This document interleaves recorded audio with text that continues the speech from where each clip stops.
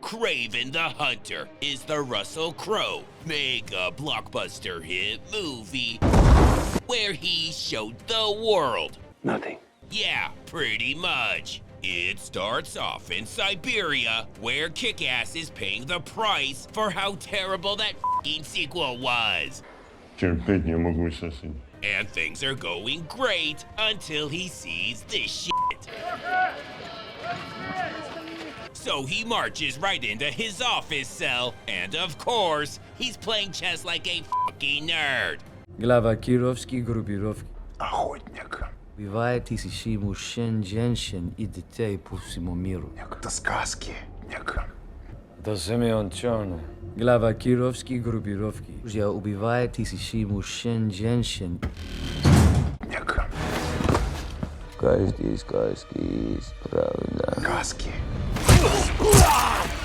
Now that he's aired his grievance, he CGI throws a guard, then legions his way out of there. So he sprints across Russia into this massive snowstorm, where he's hiding his cargo plane, cause that's exactly how snowstorms work. Now we're in the past for some fucking reason, and on one hand, your mother is dead. She took own life. But on the other, Russell Crowe's his dad. She was weak. So I'm calling this a win. Shoot to kill. Fuck yeah. Fun.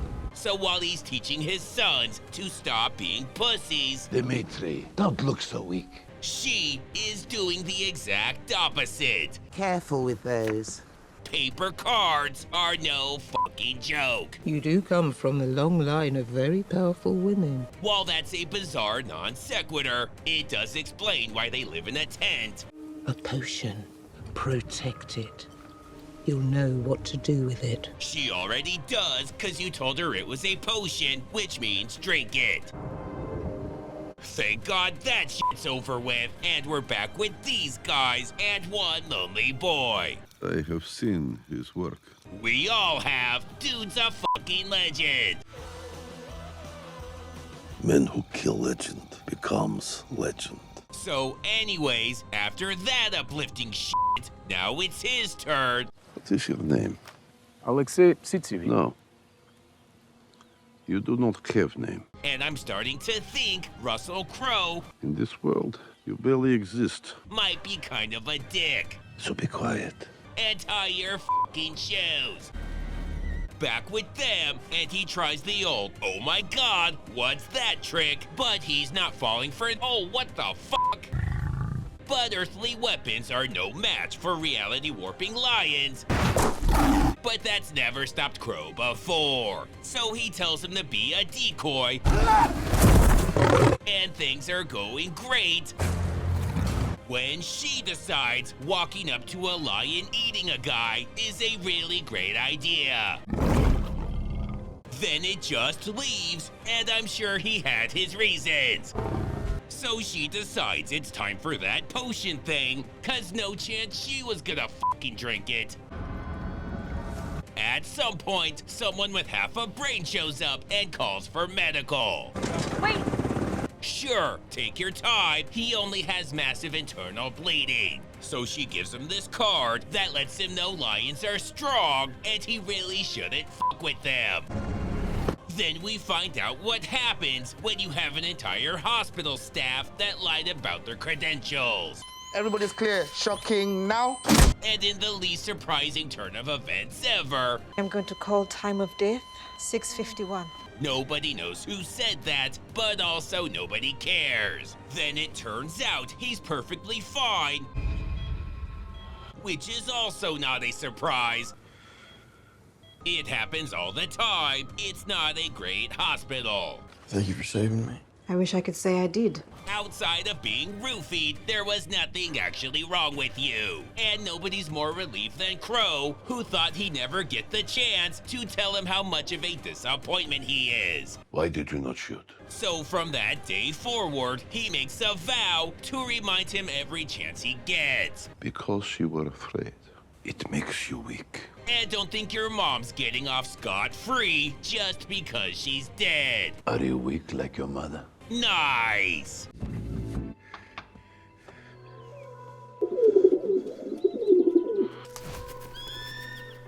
that we've wasted enough time in the past, we can go back to wasting time in the present. Это частная территория. Так я вас хочу понять. Последние пассажиры придется вместе. Что вы звереете, убиваете, только рога берете. That was a massive waste of time that accomplished nothing, which makes it a resounding success. He makes it to his interview and is sorry for being late, but was held up by a hippie doing the dumbest shit he's seen since Kick-Ass 2.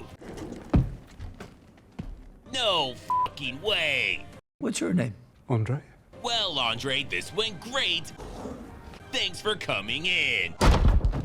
Now he has some business to take care of. I'm sorry about your friend. Did you know her well? Actually, I didn't know her at all. Well, then thank you for the condolences. Well, fuck you too. I think this belongs to you. You're She eventually remembers her line. the boy. Yeah, the one you roofied. This all you had to go on? How'd you find me? I don't know, fucking magic or some shit. Who fucking cares? Do you know who did this? Yeah, I do. They gonna get him? Probably not. What would you say if I told you I already did? She'd say she already knew that, or maybe move the goalposts. Literally anything but admit she was wrong. Then she finds out the guy was Epstein. Being in prison means they already got him even before he got him, making her twice as wrong. So she digs deep and womans her way out of this by just fucking attacking. Why would you do that? Wasn't he responsible for killing your friend? Yeah, now what's she supposed to complain about? Fucking dick. We're back with this guy who thankfully cut that god-awful hair and now carries around a little backpack because a fanny pack wasn't nerdy enough. When he's not prancing around like a peacock, he's doing business things Which one of you is going to be my partner? the most Russian way possible. We have a winner. Congratulations, bro. You earned it. Just stop your crying, it's a sign of the times. And Crow couldn't be happier that he found happiness. Just kidding, f you. Back to this guy. And now to something less awkward. Kick-Ass 2, watching his brother shower. Jesus! The next day, oh shit, someone stole his shower buddy. But no time for that, cause this inconsiderate son of a bitch throws his cigarette on the ground like a total fucking tool. So he high-speed CGI's after him. And just like your dog, never thought about what he would do if he catches it. Well, that was fucking stupid. So he tries to get help from Crow, who does nothing but give him the finger. Then after trying like 28 other things, he eventually settles on her. I'm gonna do what I do. Sure, whatever. He's holed up in a monastery in the outskirts of Ankara. Thank you. You can thank me by never calling me again. Yeah, she gets that a lot. So now Kick-Ass 2 is craving all over these bitches. And this sorry sack of shit days of litter bugging are over. Drop me, Okay, and you'll never find your... too fucking late. Meanwhile, Pollux Troy tells the little bitch boy that he knows what it's like living in your brother's shadow. They weren't there for you. They were there for your brother. But hey, look on the bright side. You're an accident. You came into this world as an accident, and you came into my possession as an accident. Thanks, bro. Then he starts giving information. I call this my feed bag. Then too much information. I found someone. Then way too much information. My skin started to harden. Enough of that. Because now they're going for that Oscar. I don't like the feel of this at all. Fucking nailed it! And while it might feel like they're going full Neil Breen, it's not like they have a random cat attack from out of nowhere. That turns out to be all in good fun. I've seen her around since she was a cub. Anyways, he's been jonesing for that grandma juice. You gotta hook him up. And if you can get any more, But she and her grandma aren't on speaking terms. She died not long after that trip, and I never saw her again. It's so heartbreaking, you let her death come between you. Now that we've wasted enough time, we can start wrapping this shit up. Bring me his body, or don't come back. But before they get a chance, the forest attacks. Not just with the leopard, but also guns and shit, and maybe a little Skynet when this gun becomes sentient. Then he starts home aloneing these bitches.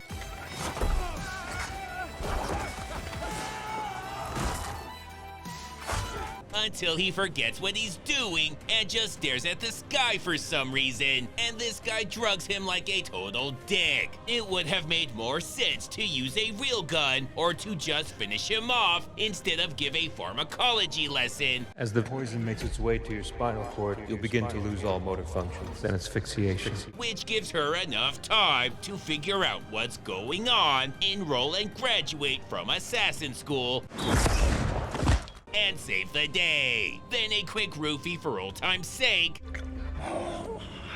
You're not the only one with secrets. He never told her he had secrets, which means her statement's technically true, which makes her so much more insufferable. Okay. Now, they just have to take out Pollux. So the movie digs deep and decides, f it, let's just copy The Lion King, but not the end, the beginning part that nobody likes. So he gets Mufasa, and the movie ends. But then it unends, and we find out Russell Crowe was the mastermind behind everything. You, of all people, should recognize and appreciate the beauty of the trap I set. Which creates so many plot holes, you don't even know where to start. Exactly. So f it, he gets revenanted. Then it tries to set up a sequel, which is honestly just sad, so we're gonna pretend like it didn't happen.